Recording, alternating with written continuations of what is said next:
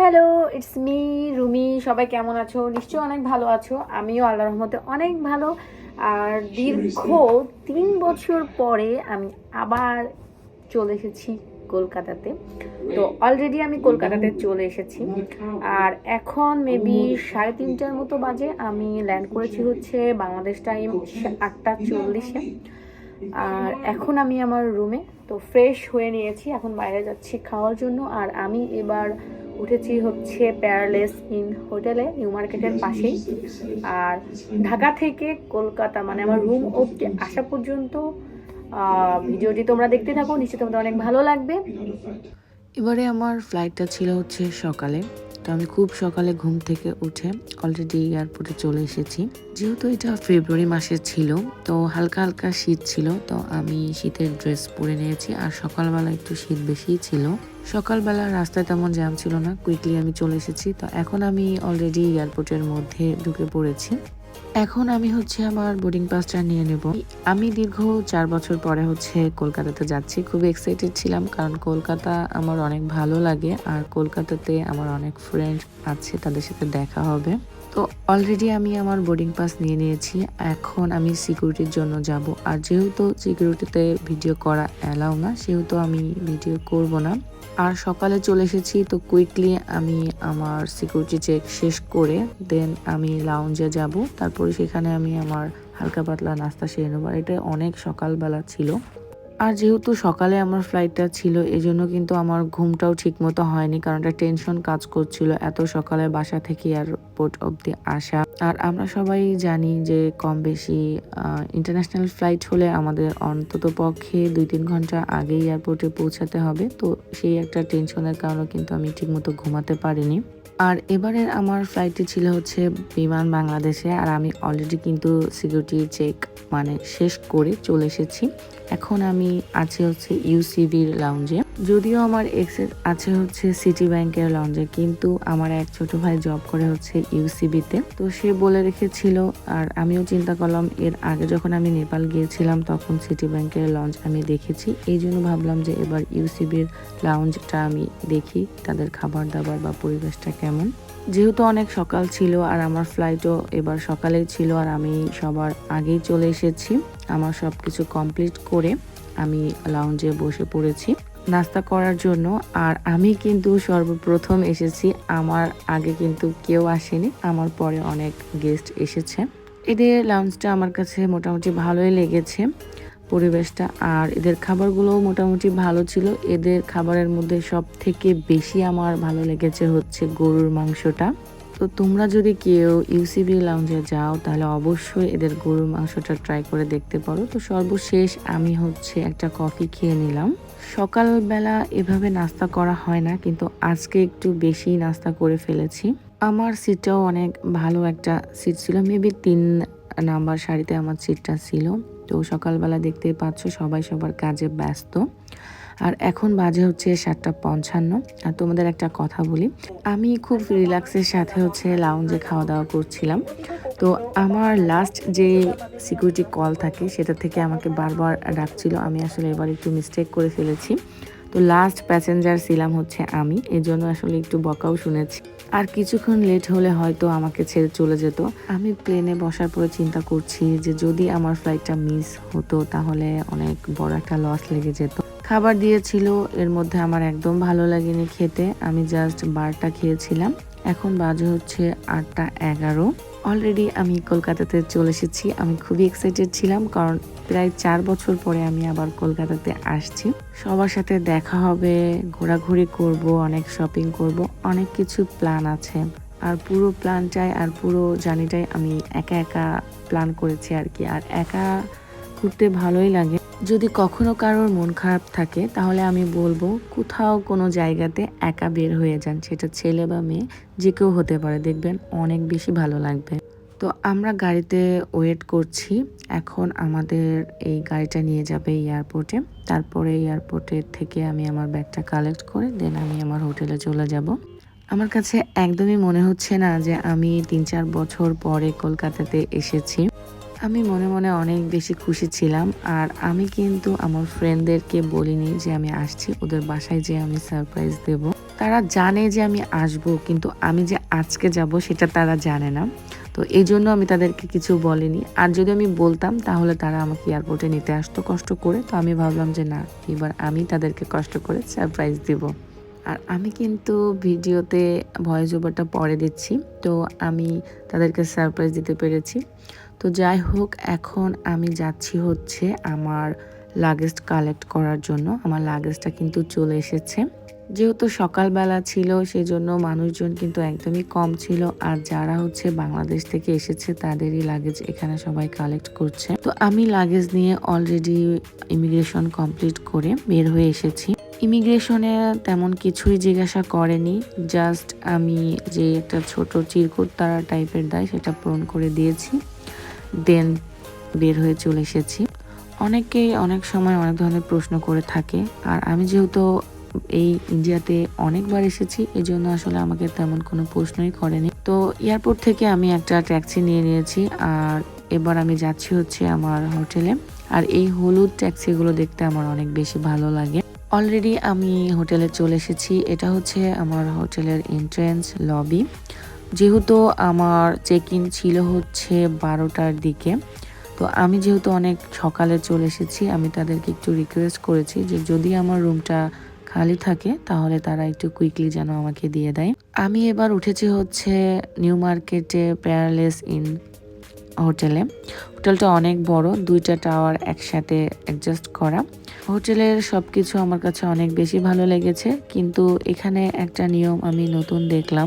আমরা যদি কোনো হোটেলে থাকি তাহলে কিন্তু আমরা শেষের দিন, যেদিনকে আমরা চেক আউট করি সেই দিনে আমাদের সমস্ত বিল দেয়া লাগে। কিন্তু এই হোটেলে আমি দেখলাম যেই দিন আমি ফার্স্ট আসলাম সেদিনকে আমাকে যে 2 দিনের বুকিং ছিল এই হোটেলে সেই বিলটা আমাকে দেয়া লেগেছে।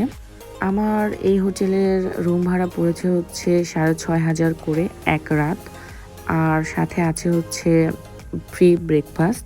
তাছাড়া আর কোনো কিছু নেই। এই টাকাগুলো আমাকে ফার্স্ট টাইমই তারা নিয়ে নিয়েছে। আমার কাছে একটু অবাক লেগেছে। তারপরে আমি জিজ্ঞাসা করেছিলাম, তখন তারা বলল হচ্ছে এটা তাদের নিয়ম। কথা বলতে বলতে আমি আমার রুমে চলে এসেছি, আর কুইক একটা ট্যুর তোমাদের সাথে দিচ্ছি। আমি পরবর্তীতে আমার রুমের পুরো ডিটেলস তোমাদের সাথে শেয়ার করব। এর আগেও কলকাতাতে অনেকবার এসেছি, তো আশপাশে টুকটাক সবই ঘোরাঘুরি করা হয়েছে। এবার একটা প্লেসে যাওয়ার ইচ্ছা আছে, তাছাড়া টুকটাক শপিং করব, দেন বাংলাদেশে ব্যাক করব। তো এখন আমি বাইরে যাব লাঞ্চ করার জন্য, আর আশপাশে একটু মার্কেট এক্সপ্লোর করব। যেহেতু এবার আমার ফ্লাইটটা ছিল হচ্ছে খুবই সকালে, তো খুব কুইকলি আমি এয়ারপোর্টে চলে এসেছি। আর সব কমপ্লিট করে আমি লঞ্চে খাওয়া দাওয়া করে আসলে ইন্ট্রো বানাতে পারিনি, এই জন্য ইন্ট্রোটা বানানো। আর এখন আমি যাব হচ্ছে বাইরে খাওয়া দাওয়ার জন্য, আর 4-5 দিন থাকবো।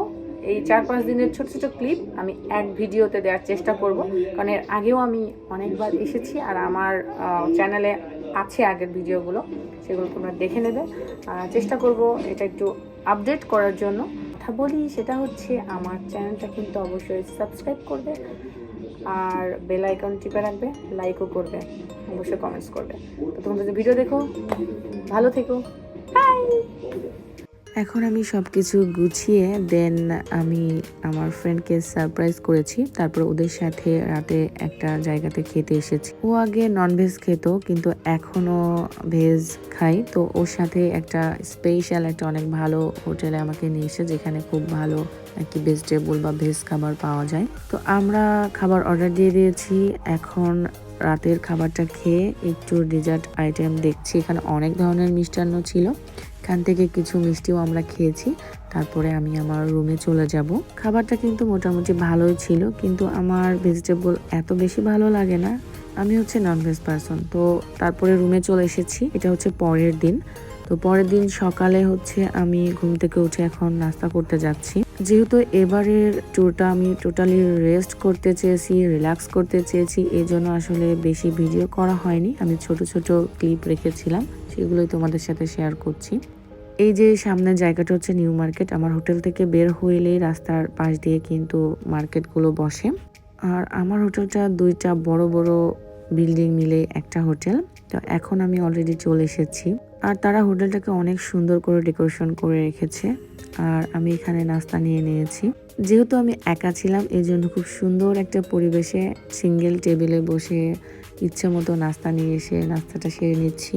নাস্তা শেষ করে একটু রেস্ট করব, তারপরে আমি বের হব একটু শপিং এর জন্য। যেহেতু এবার আমি এসেছি আসলে মেন একটু ঘোরাঘুরি আর শপিং করার জন্য। আর এখন যেহেতু বাংলাদেশ থেকে ভিসা দিচ্ছে 6 মাসের, তো একবার ভিসা করলে অবশ্যই আসতে হবে, সেজন্য আসলে কুইকলি চলে আসা। তেমন কোনো প্ল্যান প্রোগ্রাম ছিল না।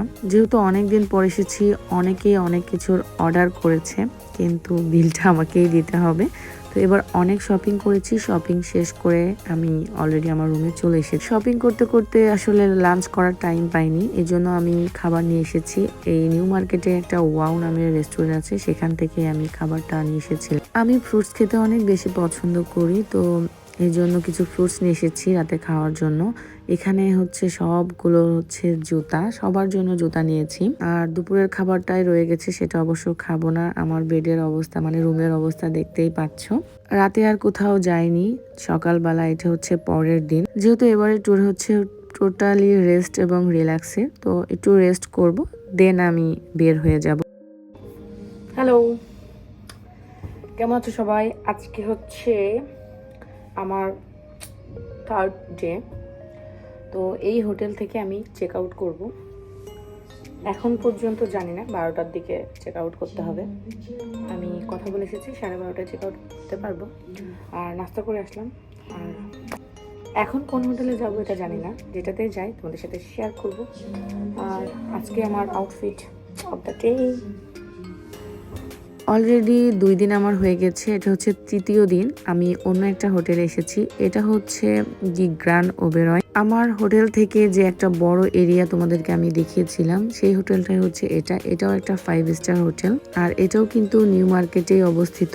তোমরা গুগলে সার্চ দিলে এই হোটেলের ডিটেলস পেয়ে যাবে। তোমরা বিভিন্নভাবে এই হোটেলের রুমগুলো বুকিং করতে পারবে। আমি প্রথমে এটাতে আসতে চেয়েছিলাম, কিন্তু ভুলক্রমে ওই হোটেলটা আসলে আমি বুকিং করে ফেলেছিলাম। তো এই হোটেলের ভাড়া এক রাত 16,000 টাকা। এই হোটেলটা অনেক বড়। আর এই হোটেলে আমি টোটাল 2 দিন থাকবো, 2 দিনেরই বুকিং করা আছে। তো তোমাদের সাথে আমার রুমটা কুইক একটা ট্যুর দিলাম। আর এই হোটেলের রুমের ট্যুরটাও কিন্তু আমি তোমাদের সাথে পরবর্তীতে সুন্দরভাবে ডিটেলসে শেয়ার করব। আশা করি তোমাদের ভালো লাগবে। আর যদি তোমাদের বাজেট একটু বেশি থাকে, তাহলে আমি বলবো অবশ্যই তোমরা এই হোটেলে থাকতে পারো। এই হোটেলের অনেক আপডেট। যেহেতু আমি আসলে সেইভাবে ব্লগ করিনি, বাট ছোট ছোট ক্লিপ আমি তোমাদের সাথে শেয়ার করব। তো প্রথম দিন আমি হোটেলে লাঞ্চ করেছি। হোটেলের লাঞ্চ এত মজা ছিল, মানে বেস্ট বিরিয়ানি, বেস্ট মাটন কষা তারা রান্না করেছিল। আর এই যে দুপুরের খাবারটা তোমরা দেখছো, এই খাবারের বাংলাদেশি টাকায় দাম 6,000 টাকা। বাট 6,000 টাকার হলেও খাবারটা এত ভালো ছিল, মানে টাকাটা উসুল আমার কাছে মনে হয়েছে। দি নেক্সট ডে, এটা পরবর্তী দিন সকালে নাস্তা করছি। নাস্তা টাস্তা করে একটু রেডি হব। রেডি হওয়ার পরে মার্কেটে যাব। এটা পরের দিন রাতের দিকে আমরা বের হয়েছিলাম একটু ক্লাবে যাবো, দেন ঘোরাঘুরি করে তারপরে আমরা চলে আসবো। আর তারপরে আমি চলে যাবো এটা পরের দিন। আর আজকে নিশাদের বাড়িতে দাওয়াত ছিল। দুপুরে এখান থেকে খাওয়া দাওয়া করে দেন আমি একবারে সরাসরি এয়ারপোর্টে চলে যাব। এবারে ট্যুরটা আসলে সেভাবে কোনো প্ল্যান ছিল না, জাস্ট শপিং করেছি, খাওয়া দাওয়া করেছি আর ঘোরাঘুরি করেছি। অলরেডি আমি প্লেনে উঠে পড়েছি আর ঢাকার উদ্দেশ্যে রওনাও দিয়ে দিয়েছি। খুব শীঘ্রই আবার আসব। তো বাই বাই কলকাতা। সবার কেমন লাগলো ভিডিওটি অবশ্যই কমেন্টস করবে। ভালো থাকবে, সুস্থ থাকবে। আল্লাহ হাফেজ।